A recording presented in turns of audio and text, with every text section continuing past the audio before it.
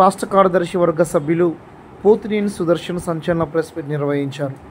గత నెల 31న చింతకాని మండలం పాతర్లపాడు గ్రామంలో సిపిఎం రాష్ట్ర మాజీ నేత సామినేని రామారావు హత్య హంతకులను కఠినంగా శిక్షించేలా ప్రభుత్వం కఠిన చర్యలు తీసుకోవాలని ప్రభుత్వం డిమాండ్ చేశారు.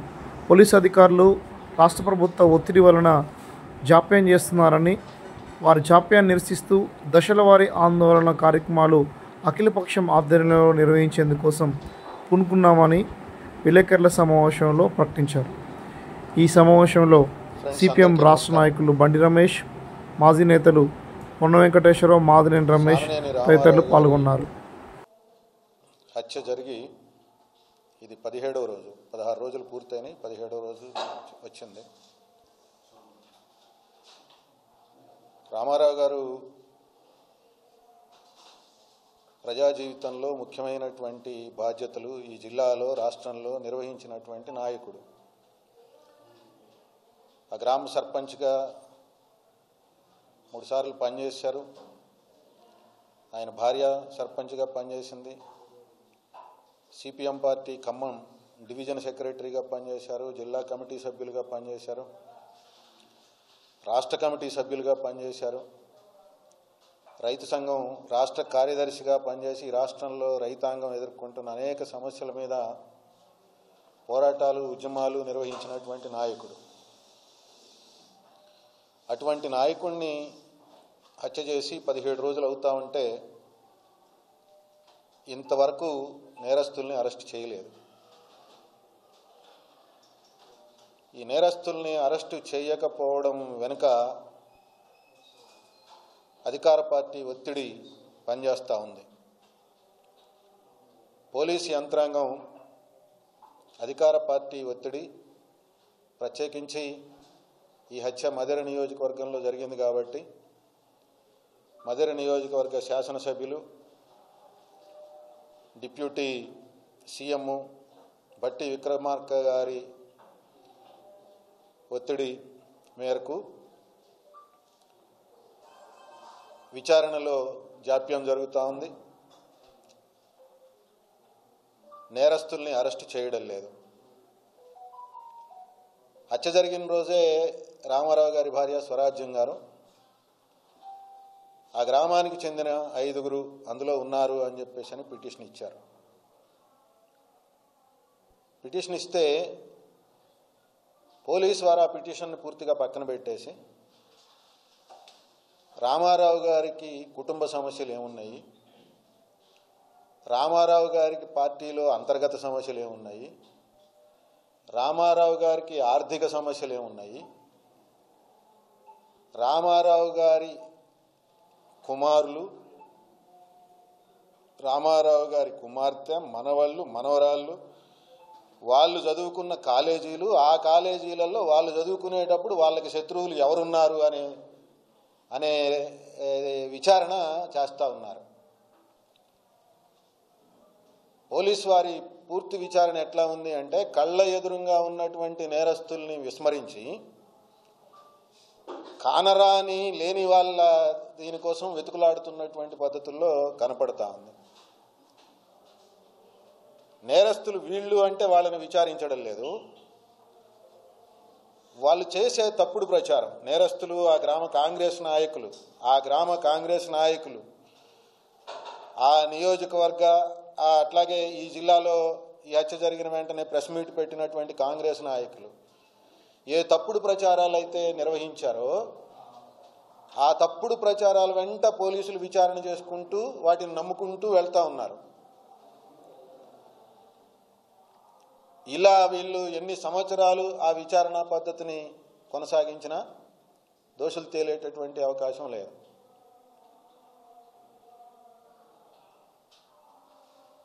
అసలు పోలీసు ఉన్నతాధికారులే, ఇక్కడున్న సిపి గారే ఇది పొలిటికల్ బ్యాక్గ్రౌండ్తో జరిగింది అనేటటువంటి దాన్ని ఏమాత్రం సహించలేనటువంటి పద్ధతి కనపడతా ఉంది. అత్యున్నతమైనటువంటి అధికారిగా ఉన్నటువంటి వాళ్ళు అధికార పార్టీ ఒత్తిడికి లోనయ్యి ఈ రూపంలో విచారణలోకి వెళ్తే నేరస్తులని వదిలేస్తే ఏమవుతుంది, ఈ సభ్య సమాజం ఏమవుతుంది, ఈ ప్రజాస్వామ్య సమాజం ఏమవుతుంది అని చెప్పేసి ఆలోచించాలని చెప్పి మేము ప్రజానీకానికి విజ్ఞప్తి చేస్తూ ఉన్నాం. పోలీసు ఉన్నతాధికారి వారి విచారణ ఎలా ఉంది అని అంటే, వారు మేము రిప్రజెంటేషన్ చేయడానికి పోయినప్పుడు వారు మమ్మల్ని అడిగినటువంటి ఒక ప్రశ్న ఏమిటి అని అంటే, రామారావు గారికి ఆర్థిక సమస్యలు ఉన్నాయట, వాటిని పరిష్కారం చేయడం కోసం ఒక 3 నెలల క్రితం మీరు కూడా కూర్చొని మాట్లాడారట, వాటిని కూడా మేము విచారిస్తున్నాము అని చెప్పారు. మేము ఆ సందర్భంలోనే చెప్పాము, రామారావు గారికి సంబంధించి 3 నెలలు కాదు 30 సంవత్సరాలుగా ఆయనకి మాకు సంబంధం ఉంది. 30 సంవత్సరాలుగా ఒక్క విషయంలో కూడా ఆయనకు సంబంధించిన వ్యక్తిగత విషయంలో మేము కూర్చొని ఆర్థిక సమస్య విషయంలో వచ్చింది అని పరిష్కారానికి కూర్చున్నది లేదు. మీరు ఈ రూపంలో తప్పుడు విచారణ చేసుకుంటూ పొరపాటు విచారణ చేసుకుంటూ వెళ్తే వచ్చిన ఆరోపణలు చేసేవాళ్ళు తాము చేసిన నేరాన్ని తప్పించుకోవడం కోసం చేసేటటువంటి దాన్ని నమ్మి విశ్వసించి అధికార పార్టీ ఒత్తిడికి తలొగ్గి మీరు ఇలా చేస్తే దోషుల్ని పట్టుకోలేరు అని ఎంత చెప్పినా దాన్ని వారు ఇప్పటికీ విచారించే పద్ధతి. నిన్న పాతర్లపాడు గ్రామంలో మేము సర్పంచ్గా పోటీ పెడదాము అని ప్రచారంలో ఉన్నటువంటి ఒక వ్యక్తిని పిలిచి, మా పార్టీకి చెందినటువంటి వ్యక్తిని పిలిచి ఆయన్ని విచారిస్తూ ఉన్నారు. మొన్న మా పూర్తికాలం కార్యకర్త ఉంటే జానకిరాములని ఆయన్ని విచారించారు. మా రైతు సంఘం జిల్లా అధ్యక్షుడు మాదినేని రమేష్ని మీరు రావాలి అని చెప్పి మధుర సిఐ ఫోన్ చేశారు. నేరస్తులు మేమా? మా రామారావు గారిని మేమే చంపుకున్నామా, కాంగ్రెస్ వాళ్ళు చంపారు, ఎవరు చంపారని చెప్పేసి భావిస్తూ ఉన్నారో ఈ పోలీసు వారు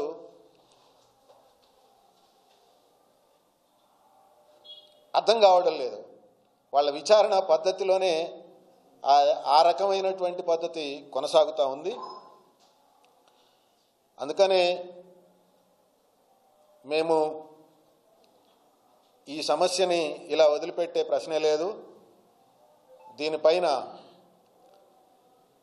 ఈ నేరస్తుల్ని శిక్షించేదాకా, అరెస్ట్ చేసేదాకా మేము ఉద్యమించాలని చెప్పేసి నిర్ణయం తీసుకున్నాం. మేమే కాదు, కలిసి వచ్చే భాగస్వామ్య పక్షాలని కూడా ఇందులో, కలిసి వచ్చే రాజకీయ పక్షాలను కూడా ఇందులో కలుపుకొని పోవాలి అని చెప్పేసి భావిస్తూ ఉన్నాము. రేపు 19వ తేదీన కాంగ్రెస్ బీజేపీ ఏతర అఖిలపక్ష సమావేశాన్ని ఏర్పాటు చేస్తూ ఉన్నాము. రౌండ్ టేబుల్ సమావేశాన్ని నిర్వహిస్తూ ఉన్నాము. ఆ తర్వాత నిరసన దీక్షలు జిల్లా వ్యాప్తంగా, పోలీస్ కార్యాలయాల ముట్టడులు, ఈ కార్యక్రమాలు కలిసి వచ్చే వారితోని కలిసి నిర్వహించాలి అని చెప్పేసి అనుకుంటా ఉన్నాము. ప్రజలు, ప్రజాతంత్రవాదులు, ప్రజాస్వామికవాదులు ఈ జిల్లాలో జరుగుతున్నటువంటి ఈ దారుణాన్ని నిరసించేటటువంటి ఈ కార్యక్రమంలో కలిసి రావాలి అని చెప్పేసి విజ్ఞప్తి చేస్తూ ఉన్నాం. ఈ జిల్లాలో ఒక ప్రముఖ పౌరుడు, ఈ జిల్లా రాజకీయాల్లో ఒక ముఖ్యమైన క్రియాశీలమైన పాత్ర పోషించినటువంటి నాయకుడు, అజాత శత్రువు, మచ్చలేని మనిషి, ఎక్కడా ఆయన్ని వెతుకులాడటానికి ఈ లోపం ఉంది, ఈ పొరపాటు ఉంది అని చెప్పేసి అనడానికి లేదు.